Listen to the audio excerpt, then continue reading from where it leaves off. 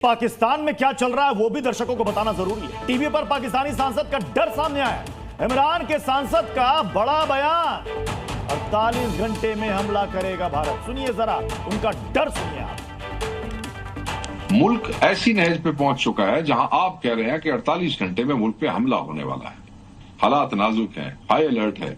क्या नाहक केसेस में इमरान खान जो अंदर पड़ा है, क्या पाकिस्तान की गवर्नमेंट कहती है, गवर्नमेंट का स्टांस ये है कि जी वो तो सजा याफ्ता मुजरिम है, उनको हम कैसे लाएं? मतलब इमरान खान क्या कलदम जमात दहशतगर्द को क्या गुजरा हो गया, कोई दहशतगर्द हो गया जी। यह बयान इसलिए भी देखना और सुनना जरूरी है और समझना जरूरी है कि पाकिस्तान में डर कैसा है। एक सांसद कह रहा है पाकिस्तान का कि अगर यहां पर जंग हुआ तो मैं तो इंग्लैंड भाग जाऊंगा, और एक कह रहे हैं कि 48 घंटे में अटैक होने वाला है, हमला होने वाला है। मैं सर जो बात मैं कह रहा था ना, डरा डरा कर मार दो, इतना डर है कि खुद ब खुद मर जाएगा पाकिस्तान। जी, ऐसा होता प्रतीत हो रहा है। हाँ। देखिए हर जगह ये माहौल है।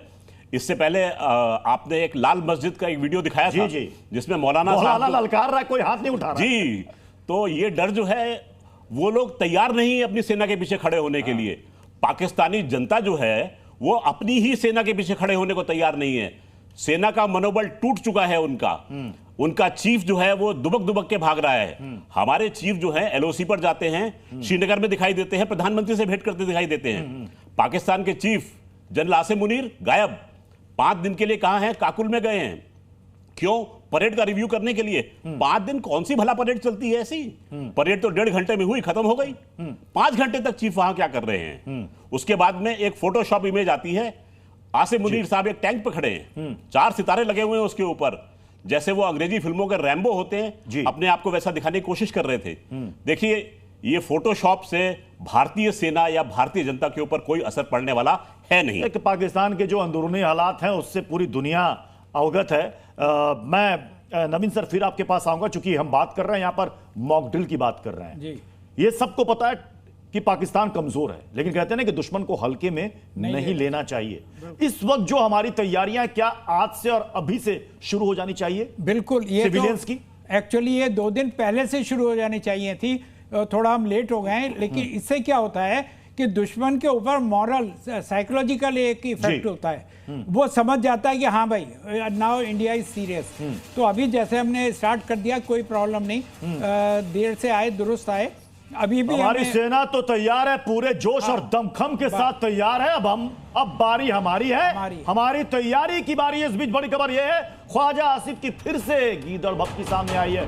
मोदी नेतन्याहू में कोई फर्क नहीं है, पाकिस्तान भी अब करारा जवाब देगा। वहां के रक्षा मंत्री कह रहे हैं हमारा जवाब तारीख याद रखेगी। सुनिए जरा उनकी गीदड़ भभकी। अगर हमारी एग्जिस्टेंस खतरे में पड़ी, हमारे खिलाफ इस किस्म का कदम उठाया गया कि पाकिस्तान को जो है खुदा न खास्ता जो है हमारी जो एग्जिस्टेंस है वो ख़तरे में हुई, तो फिर जो है अगर हम नहीं तो कोई भी नहीं है। फिर एमके सिंह सर, मतलब ये वही ख्वाजा आसिफ है जो अल्लाह से दुआ कर रहे थे कि हमें जंग नहीं चाहिए। ये वही ख्वाजा आसिफ हैं जो कह रहे थे कि साहब हम तो अपने यहाँ पर आतंकी पालते हैं, गंदा काम करते हैं। और अब ये गीदड़ भभकी, मतलब इनको क्या कहा जाए? फुस बम कहा जाए, बयानवीर कहा जाए, मुंह से एटम बम चलाने वाले कहा जाए, क्या कहा जाए?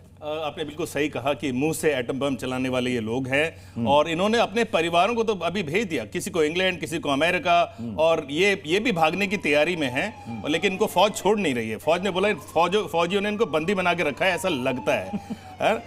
अपने मुल्ला आसिम जो हैं, जनरल आसिम, उनको मैं मुल्ला आसिम बोलता हूं क्योंकि आपको मैं एक चीज याद दिलाऊं, वो एक मौलाना के बेटे हैं और बड़े मिडिल तबके से वो आए हैं और इतनी ऊंचाई पे पहुंचने वाले बहुत पहले ये तीसरे शिया मुस्लिम हैं जो कि वहां के चीफ बने हैं। आपको इससे पहले 2 ही शिया मुस्लिम थे, बाकी वहां वर्चस्व सुन्नियों का रहता है, आपको मालूम ही है। और ये अमृतसर से इनका परिवार लाहौर से अलग कहीं नीचे गया था और अब इस ऊंचाई पे पहुंचे। और जो तस्वीरें आ रही है, जरा तस्वीरों पर भी बात कर लेते हैं।